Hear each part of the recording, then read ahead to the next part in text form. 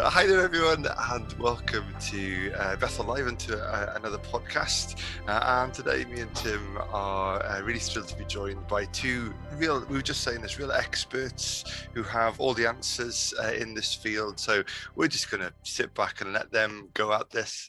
But a real important topic for us at the moment, real live issue about how we as parents and as churches, I guess, can be supporting our children and young people through what's often been called reopening anxiety, that sort of underlying nervousness around change and the ever changing restrictions and what they mean and how on earth we even get to know them all, let alone understand them.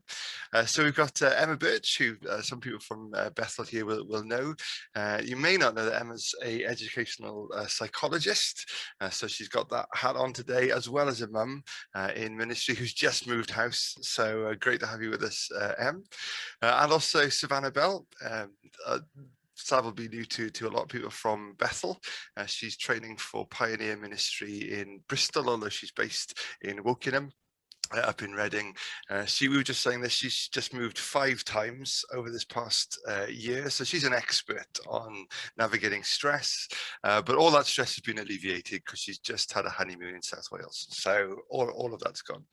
But one of the areas that she's exploring is schools work and schools chaplaincy, and I know has been involved with the emotional rollercoaster resource, so great to have you with us as well, Sav.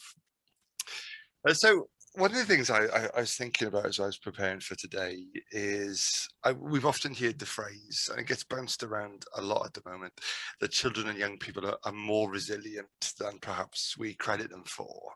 And I think, there is a truth in that, and you can see that. But there's also a truth that everyone's resilience can only be stretched so far. It's got a limit to it. So in what ways do you think, from your work, but also just from life, do you think that our children and young people have really been pushed in terms of their resilience and their well-being through this pandemic?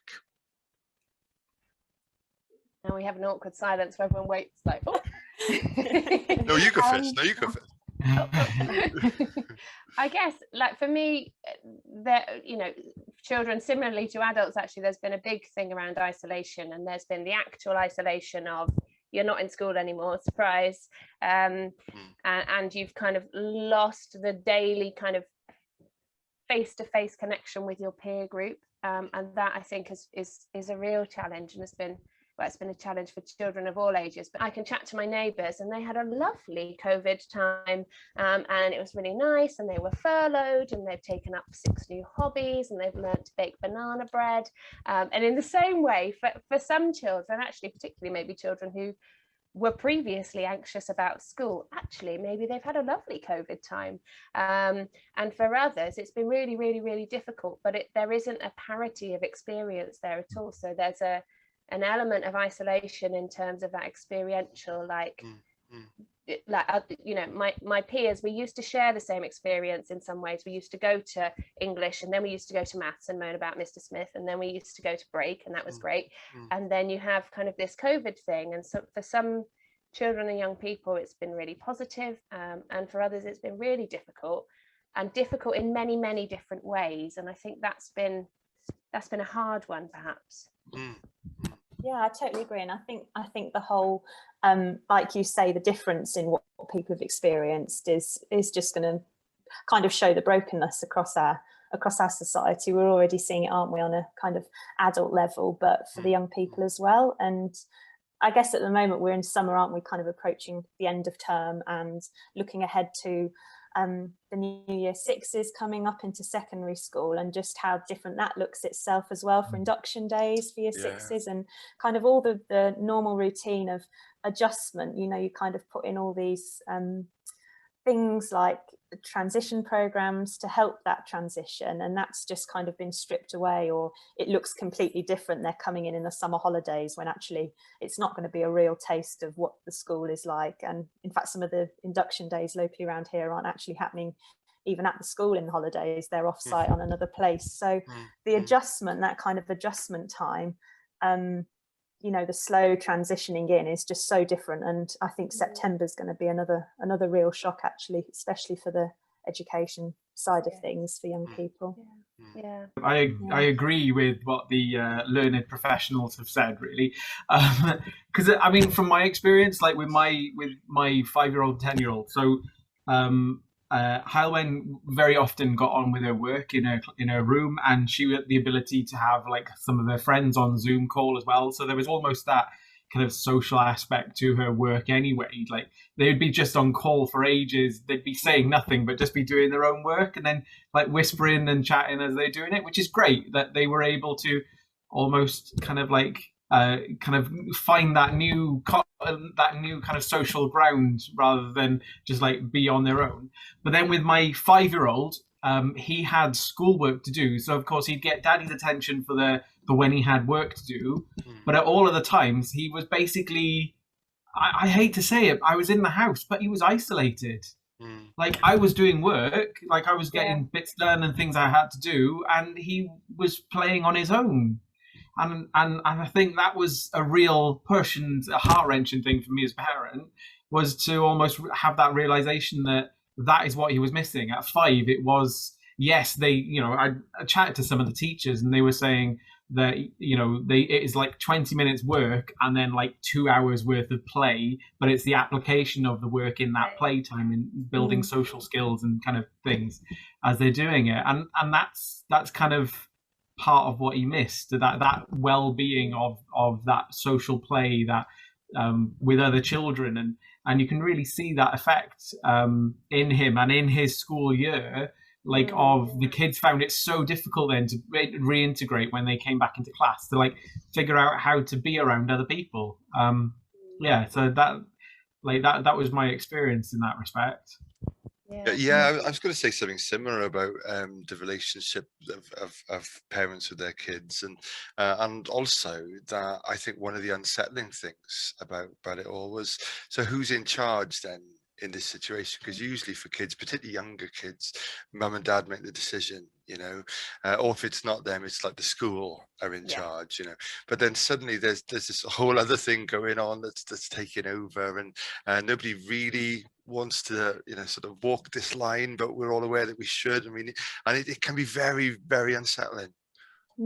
It's like all the boundaries of any roles have just been totally blurred, isn't it? Like parents then became educators, and teachers for some families became the only constant adult presence that young people had, and they were I think the pressure for teachers as well, the kind of emotional and social well-being of young people that's resting on their shoulders. They're not just carrying them through their education anymore, it's so much more than that, and they are so stretched they just don't have the capacity, which is I just feel which is where churches and children's workers and youth workers can just play such a key role, because schools are so stretched. Really stretched. And there's lots of the demands about let's catch up all the learning, and let's do all the kind of, let's try and somehow magically kind of condense however much mislearning there was, however many months into these kind of months. But then actually you've got schools definitely really struggling to juggle like all the kind of mental health and well-being needs that have gone on. I would say, like in my work, I work quite closely with schools obviously, and like pre-COVID, the balance of my work used to be kind of learning difficulties. We're concerned about this child's reading, we're concerned about this child's math, and some kind of well-being and mental health stuff. And since COVID, I've gone back. No one's asked me a thing about literacy difficulties or numeracy difficulties. Like, help us. And I think you're right. I think sometimes what children need and what the need is usually for connection. When for any child actually, but particularly I guess when there have been some kind of emotional well-being and mental health stuff, and when everything's been really disruptive, what we need and what we all need is connection and relationship. And that's something I think the church and youth workers, children's workers can provide in a way that teachers I'm sure would love to, and I'm sure in many ways are able to, but actually in many other ways are kind of too stretched and are also trying to provide 100 other things. So there's a gap there, I think, that the church can step into. Absolutely. Yeah, definitely. In terms of when children and young people are struggling, I mean, there's a sort of a tipping point when that becomes sort of obvious to others. But what do you think are some of the early warning signs that we can be looking out for, that they're not coping, that their resilience is stretched, or that they're needing that support? It's tough because I don't know about you, I feel like it's usually the receiving end, because the school are like, we know they're struggling, so can you come and do something? But I don't know. I mean, a classic sign's the disconnection, but it just looks so different, doesn't it, to every young person? It's so hard to give a sweeping, and I expect COVID coming out as well. There'll just be such a breadth of actually how people feel, and even earlier discussing about the difference in what people's experiences have been, and some having the fear and the anxiety coming back, but actually for some it looks completely different. I don't know, the anxiety of leaving home because home life's really difficult, and so I don't know, Emma. I don't know either. I was hoping someone else would come in with some wisdom here. I guess there is, like, I would absolutely agree that you know, children, as all people, are like infinitely complex, and that's, I think, where we sometimes get caught up in those things that you were saying earlier about children are more resilient than we think. Like, yes, they are more resilient than we think, but they're also less resilient than we think sometimes, and they've got different, you know, they're really complex, and as adults are really complex, and that is like an amazing testament to God's creation. But it also means we're not easy to predict. And actually, I would, you know, I guess if you know your child, you might know better what the early warning signs are than I would kind of just, you know, I guess in general you get some kind of externalizing behaviors often. So things like having extra kind of meltdowns or tantrums, or door slamming episodes depending on the age of the child, or kind of, you know, using bad language or lots of shouting. But you also get kids for whom some of the early warning signs are that withdrawal, that I'm not connecting with you anymore, and I can't do you know what I mean? So it's really difficult to tell, because what might be an early warning sign, a kind of like bit of a red flag behavior for one child, might be quite a like normal average behavior for another child. So it's tricky, but I guess like a sudden or even a kind of gradual, like significant change in behavior, you know, one way or the other, might be it's a sign that something's going on, isn't it? And it's a sign that maybe as parents we want to kind of investigate a bit more, but it's tricky. It's really tricky to unpick. I guess it's the importance, isn't it, of having a person who can kind of walk alongside a young person their whole kind of young adult life and into adulthood, that they've got that kind of advocate and champion who walks with them every step of the way. So actually that person is noticing when, you know, think about the emotional roller coaster, there's the ups and the downs, and actually they're noticing it at all of those points when things are good and recognizing that, and when things are bad and recognizing that, rather than the kind of reactive nature of let's just wait for a kind of panic moment to then have some intervention. But having each young person, if each young person had a kind of advocate or champion, how different that journey might look. We're back again, I guess, to that relationship thing, aren't we, about that, you know, if that child has a relationship with an advocate, whether that is a youth worker, whether that is a parent, or a carer, or a teacher, or anyone else, then if you are in relationship with someone, you know, to a certain extent, you know if something's going on, or you can tell something's not right, even if you're going, I'm not really sure what the problem is. I think that's part of that, like that's been part of the difficulty that's running youth groups and children's work online, is that you haven't been able to engage with the young people as much as what you would have in a building.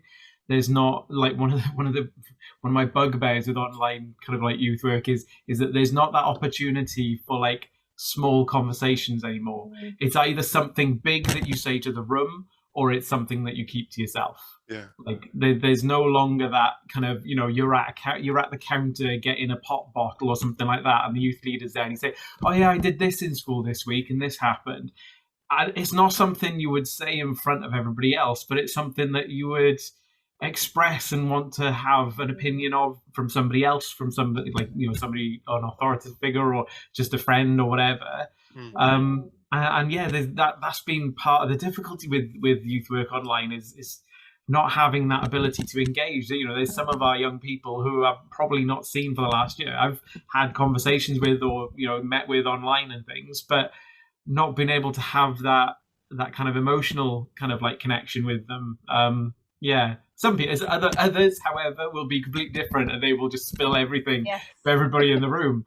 But there are some of our youth who I know are struggling with some stuff and just unable to bring it up with a friend or somebody, just a listening ear, really. And I think often kids and youth will bring stuff up. Like if you sit them down and say, how are you? There are some who will respond, but a lot will just be like, I'm fine. It's like when I ask my kids, how was school? Oh, I don't know. What did you do? I don't know. But if I'm in the middle of trying to cook dinner and do 100 other things, they might appear behind me and start telling me about something. And it's a much lower kind of intensity, lower pressure, like incidental conversation. That actually is quite important. And in the same way, like kids start complex conversations in the car and things like that, and you think, oh, why couldn't you have done this when I was sitting with you yesterday and you give me my full attention? 9:30 at night when they're meant to be asleep. And that's partly why. It's because you're not giving them your full attention. It feels safer to kind of start that as a kind of gentle incidental conversation, and that's difficult to do over Zoom.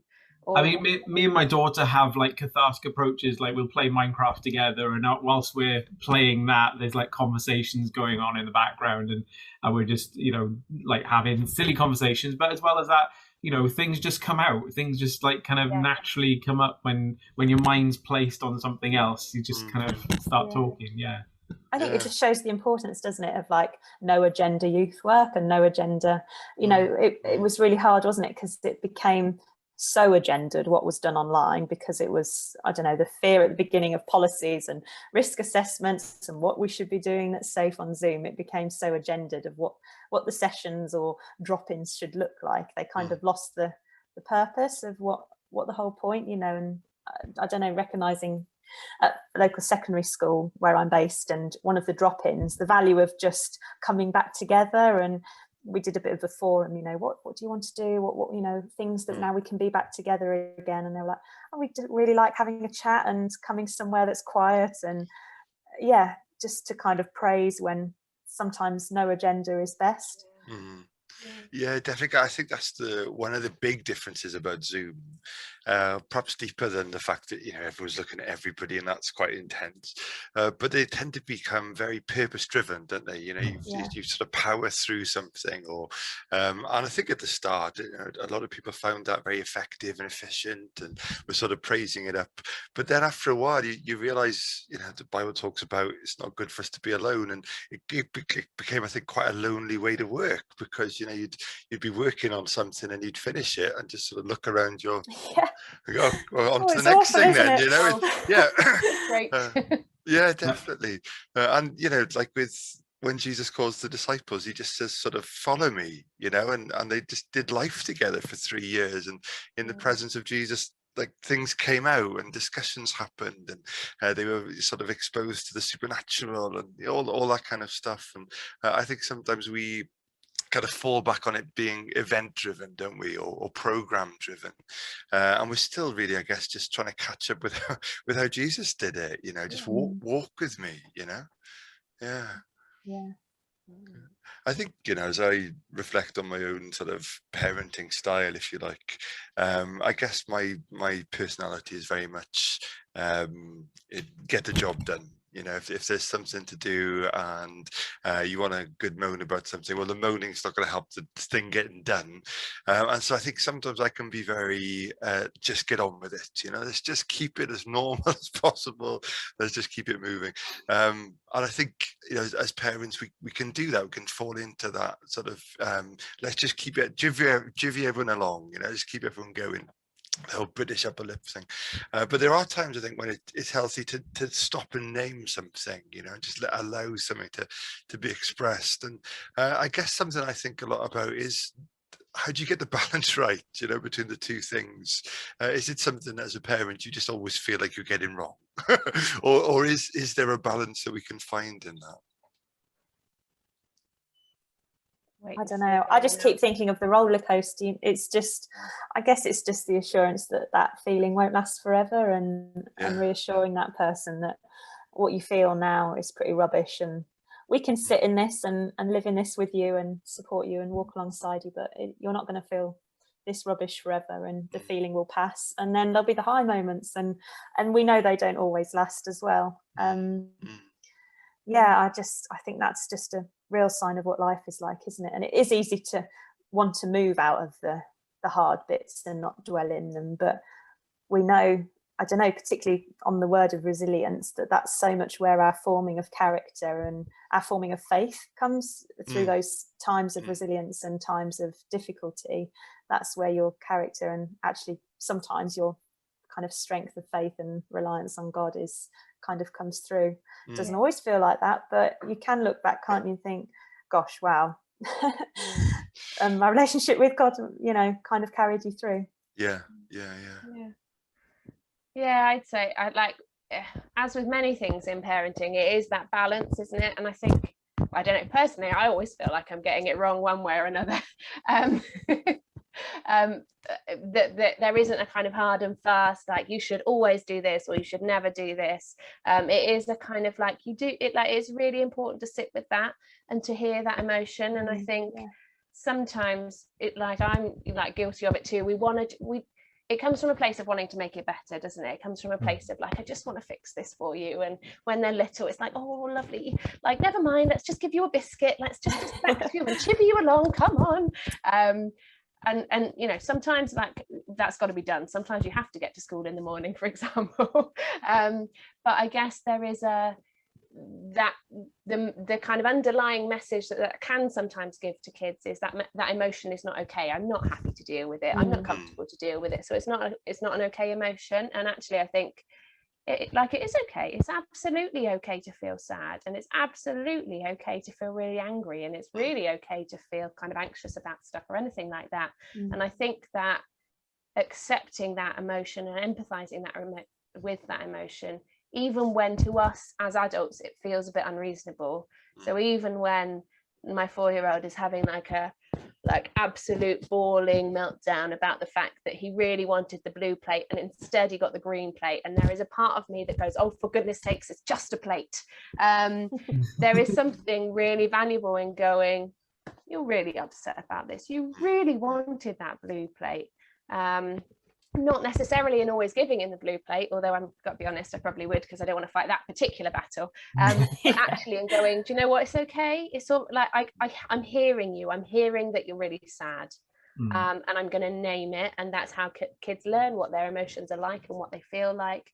And I guess you hold that. It is always important to kind of acknowledge those emotions in tension with, at some point, if you start kind of accommodating that too much, you get children or young people whose world suddenly becomes very small in some not always, but in some instances. So if you know, I always gave Nathan the blue plate, and it would become a point that he couldn't eat off another plate.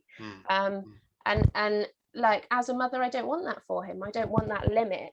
I know it's a very kind of like glib example, but I think that you always need to be asking that question as a parent: am I supporting and hearing this emotion and empathizing with it?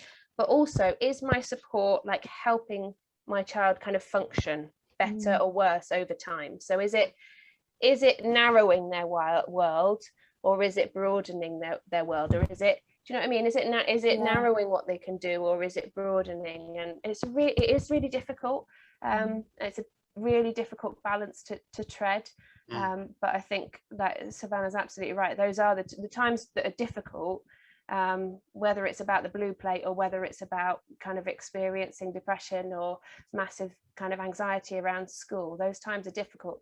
they do build our resilience, and they can build our relationship with God as well. And I don't want to take that away from my kids by just always kind of accommodating and giving them what they need in the moment.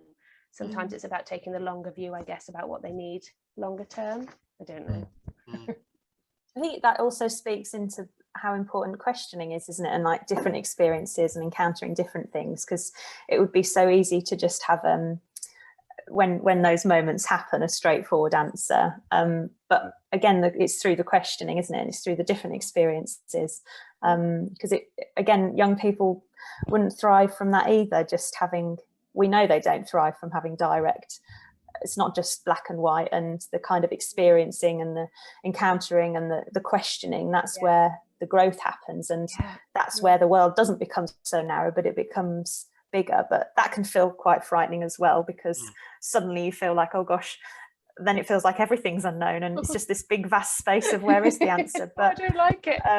Yeah, but there is a beauty in that, isn't there? Just opening and the questioning, and that's where, and that genuine, that's where people form things that too. like genuine curiosity about another person. That's what builds relationship, and that's what builds your understanding. And I guess when, as a parent, when children are small, we can't, well, I don't know, I speak for myself, I think I know what's going on in their head, and actually as they grow up, actually that becomes more complex, and I become less able to guess. And if I hold on to that hat of, I know what's going on for you and I'm going to tell you what's right for you, then that relationship is harder to build. Whereas if I let go of that and go, do you know what, I don't know what's going on for you, can we talk about it in some way, and I wonder about this, and I wondered if maybe you were feeling a bit sad about this, but I don't know, and genuinely being curious and open to being told you're wrong is part of a relationship, but it's difficult. It's harder to do than that certainty.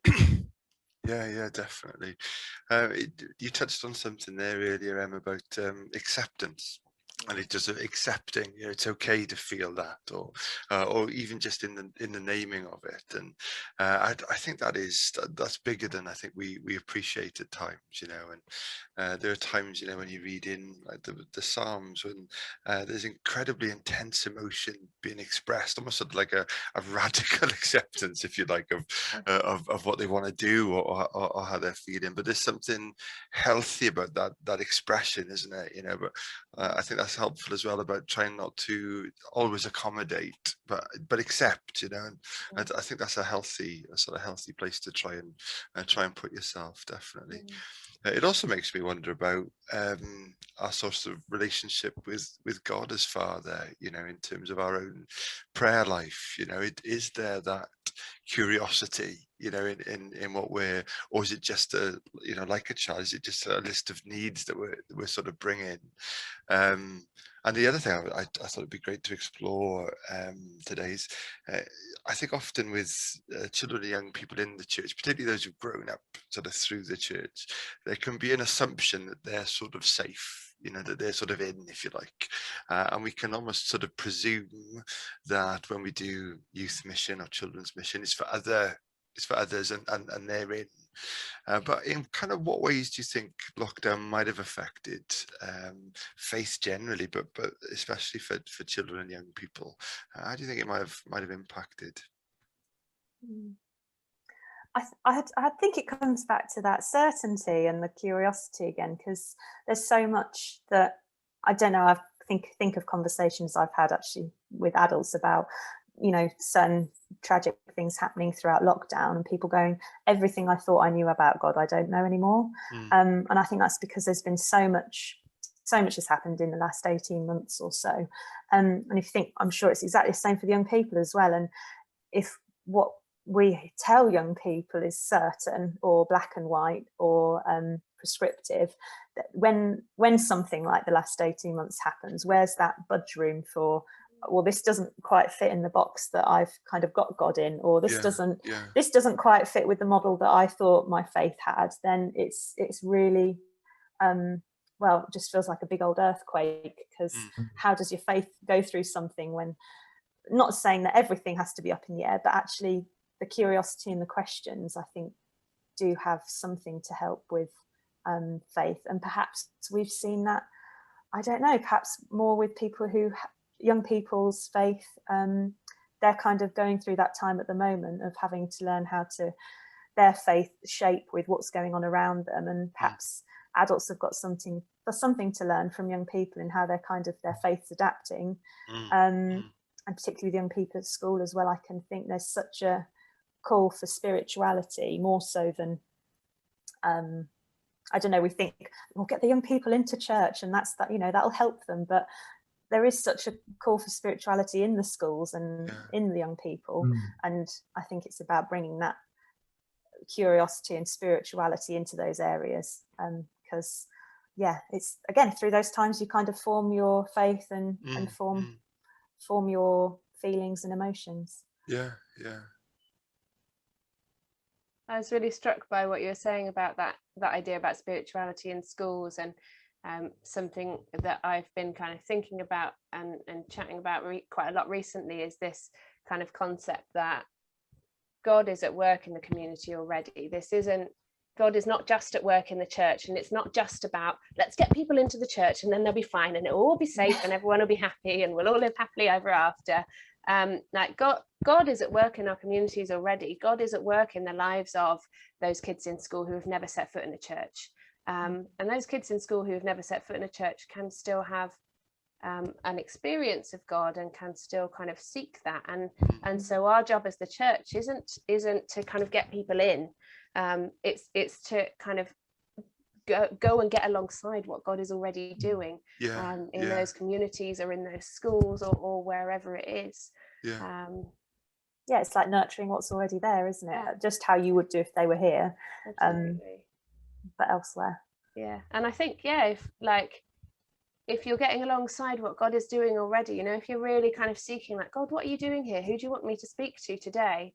Like the amazing like conversations and like provision and stuff that happens when you are getting alongside something that God has already got his finger on is incredible.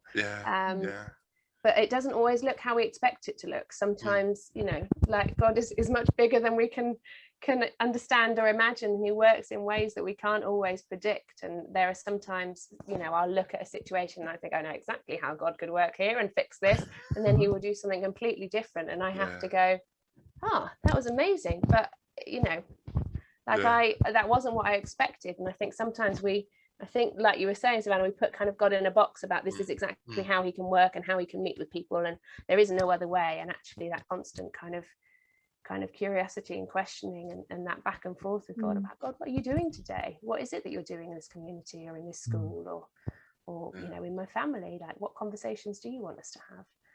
And you see that right the way through the book of Acts, like, you know, they're constantly trying to explain, you know, well, I went to Cornelius's house because the Holy Spirit was working there. So, and, you know, it's this sort of, you know, adventure trying to catch up, isn't it? And keep up with where God is.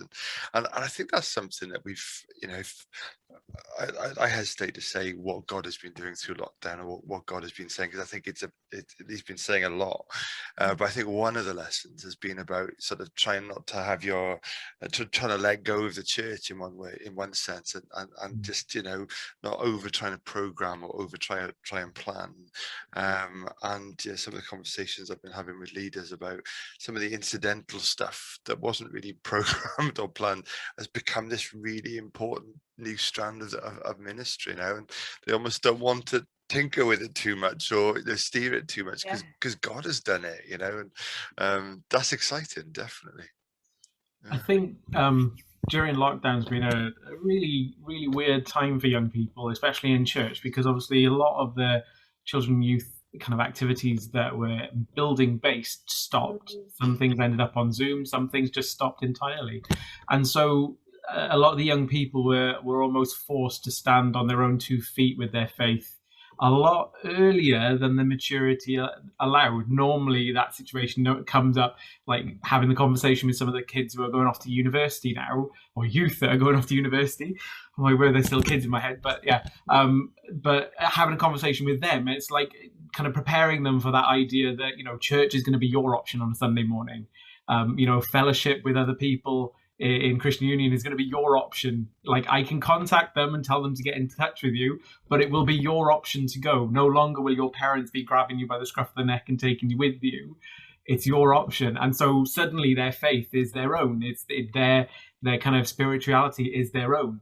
And almost like during lockdown, kids who are a lot younger have had to take on that responsibility, and parents as well, kind of trying to get them to read, we've given out 5-minute kind of devotions kind of that the youth can do and the kids can do, just to try to get some of that kind of reading, some of that learning going on, some of that relationship building, that foundation building that goes on through the children's work and the youth work in churches, that sets people up for then that progressive kind of like spiritual growth that happens in university or in work or wherever you are later on in life. But yeah, so I think that's been a massive kind of like step for some of the young people, is their faith has suddenly become their own. And it's like, how do they cope with that? How do they deal with that responsibility? But also there's that whole compartmentalism. I don't know if you ever with your kids, or like when they come home from school, you ask them what they've done, they have no idea. Like whatever's in school is in school. And that's almost happened in churches as well. Like whatever happened in Sunday school is in Sunday school. You ask them afterwards, they've come out with their paper plate craft and it's all of this. What story did you do? Can't remember. And so there's almost that compartmentalism. What happens in church happens in church. What happens in school happens in school. And that's what I loved about what you were saying, Savannah, is like, actually God works in both. And really we should be encouraging young people to be considering their faith not just something that happens in church, but something that happens in their lives, in the community, in the family that they're in the friends that they're with in school. Every aspect of that life is God's, and it should be with God, should be walked with God. And so yeah, that's kind of something that I've observed and something that I'm love to pick up a bit further. And I was really encouraged actually, because I went on some training with the emotional roller coaster stuff and kind of like looking at prayer in schools as well, and seeing how that can all work together. So yeah, hopefully in the next few months, as schools and things start to allow things to start back up, we'll work with that. Yeah. I think, yeah, you just touched on it, like prayer spaces in schools, and just what a key that provision of just a safe space for people to be.